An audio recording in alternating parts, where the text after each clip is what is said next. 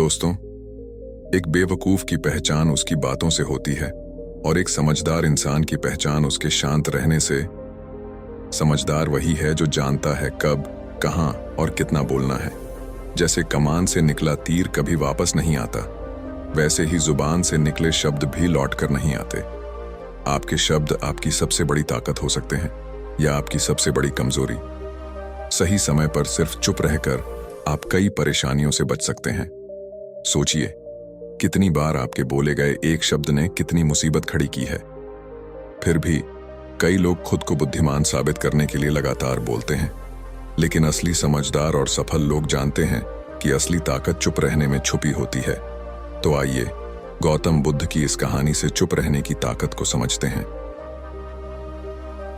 एक मठ में सभी बच्चे जब दूसरे कामों में लगे होते थे, तो एक बच्चा एक कोने में बैठा चुपचाप अपने आप में खोया रहता था। वह अक्सर किसी से ज्यादा बात नहीं करता था। मठ की सभी जिम्मेदारियां पूरी करने के बाद जहां सभी बच्चे पूरे दिन की घटनाओं की चर्चा करने लगते, वहीं पर वह शांत रहने वाला बच्चा एक बरगद के पेड़ के नीचे बैठकर ध्यान करने लगता।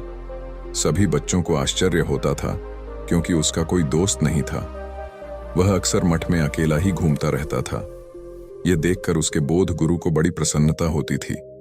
उन्हें लगता था कि कोई तो है मठ में जो चुप रहने की ताकत को समझता है, उसके महत्व को समझता है। मठ के बारे में जब भी कोई जरूरी निर्णय लेना होता, वे उसकी राय जरूर लिया करते थे। लेकिन यही बात बोध गुरु के एक दूसरे शिष्य को बड़ी खटकती थी। वह बोध गुरु का प्रिय शिष्य बनना चाहता था, इसीलिए वह बोध गुरु के सामने दूसरे बच्चों के कामों में कुछ न कुछ कमियां निकालता रहता था, जिससे बोध गुरु उसे महान समझने लग जाए। वह बातूनी शिष्य अपनी जिम्मेदारियां पूरी तरह से निभाने का दिखावा भी करता, चाहे उसे कोई सलाह न भी मांगे, लेकिन फिर भी वह उन्हें अपनी सलाह देता रहता था। वह बहुत शैतान शिष्य था और मठ के दूसरे सभी बच्चों में बहुत प्रसिद्ध भी था, क्योंकि वह सबसे हंसी मजाक करता रहता था, उनसे दिन भर बातें करता रहता था। इसलिए उसकी सबसे दोस्ती हो गई थी। लेकिन जब मठ के बौद्ध गुरु उसकी राय ना लेकर चुप रहने वाले शिष्य की राय लेते थे, तो यह बात उसे बड़ी खटकती थी। उसे यह लगता था कि वो उस चुप रहने वाले शिष्य से ज्यादा बुद्धिमान है। लेकिन बौद्ध गुरु फिर भी उसकी तरफदारी करते हैं। ऐसा नहीं था कि बौद्ध गुरु को बातूनी शिष्य के स्वभाव के बारे में पता नहीं था, लेकिन वह उसे अपने तरीके से सीख देना चाहते थे, ताकि उसकी ज्यादा बोलने की आदत, दिखावा करने की आदत और दूसरों में कमियां निकालने की आदत हमेशा के लिए खत्म हो जाए। असल में हर सच्चे गुरु की यही इच्छा होती है।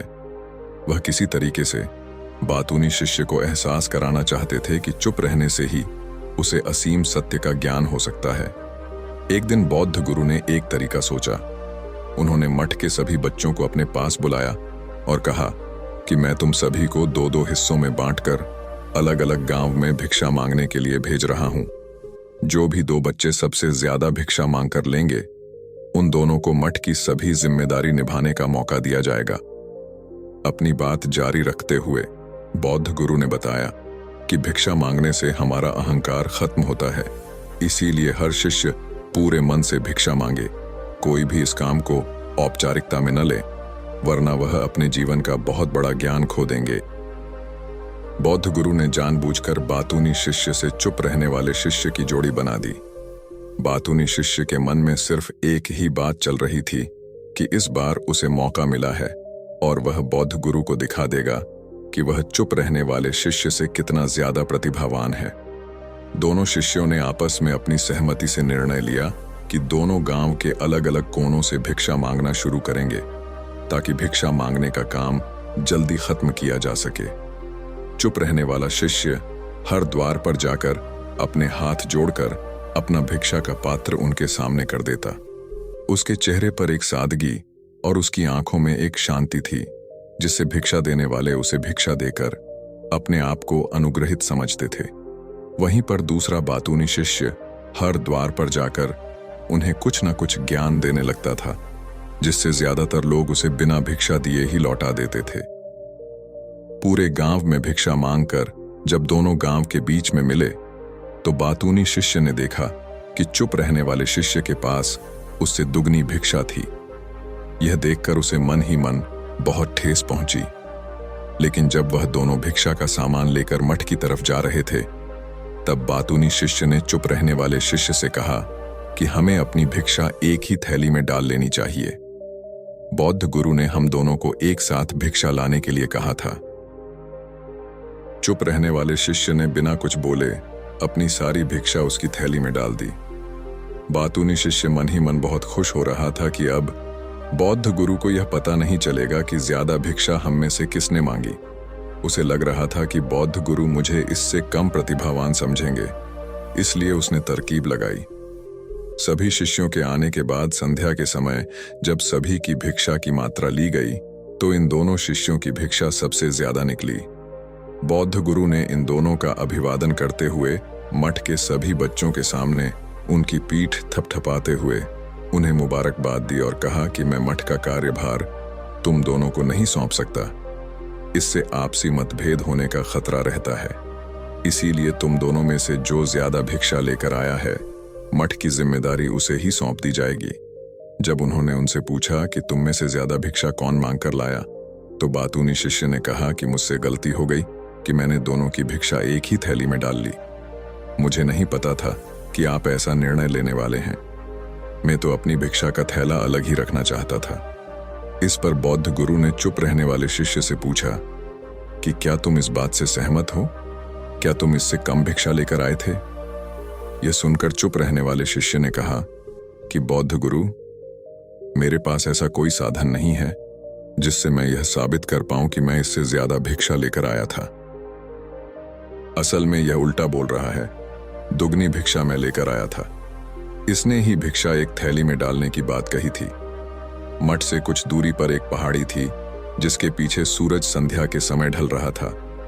बौद्ध गुरु को तो पता था कि सच कौन बोल रहा है, लेकिन बाकी बच्चों के सामने सच साबित करने के लिए उन्होंने उन दोनों से एक सवाल पूछा कि पीछे पहाड़ी पर तुम्हें क्या दिखाई दे रहा है?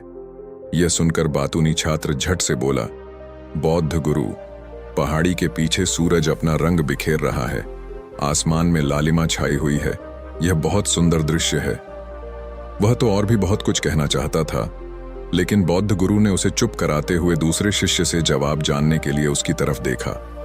उसकी आंखों में आंसू भरे हुए थे। श्रद्धा, भक्ति और प्रेम से उसकी आंखें भर आई थीं।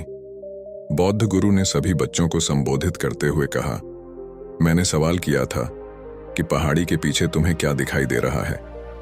ज्यादातर लोगों को यही दिखाई देगा कि एक बहुत सुंदर दृश्य है, लेकिन मजे की बात यह है कि सुंदरता बोलकर नहीं बताई जा सकती, उसे महसूस किया जा सकता है और सामने वाला उस सुंदरता को आपकी आंखों में देख सकता है। चुप रहने वाले शिष्य की तरफ इशारा करते हुए बौद्ध गुरु ने कहा, असल में सुंदरता इसी बच्चे ने देखी है।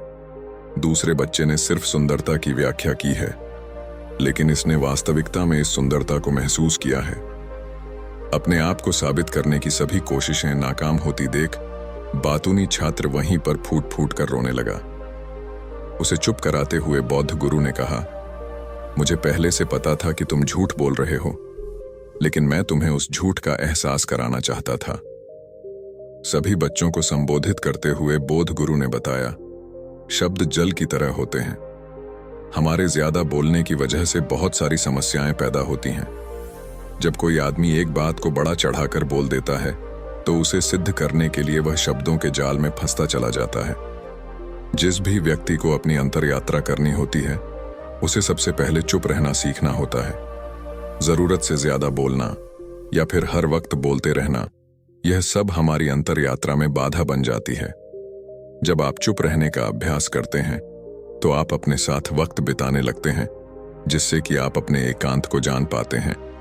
अगर मन में एक सादगी और एकांत की स्पष्ट झलक हो, तो सब कुछ सामने नजर आने लगता है। कुछ साबित करने को नहीं रह जाता, कुछ बताने को नहीं रह जाता, सब कुछ आंखों में देखा जा सकता है। चुप रहने वाले शिष्य की तरफ इशारा करते हुए बौद्ध गुरु ने कहा, अभी जो दृश्य इस बच्चे ने देखा, वह ज्यादा बोलने वाला आदमी कभी नहीं देख पाएगा। वह अपनी बुद्धि से तर्क वितर्क करता रहेगा कि उसे क्या क्या दिखाई दे रहा है, लेकिन उसमें से वह महसूस कुछ भी नहीं कर पाएगा। उसे पहाड़, सूरज या फिर उसकी लालिमा तो दिखाई दे जाएंगे, लेकिन वो उसकी सुंदरता, विराटता और अद्वैत को वह कभी नहीं देख पाएगा।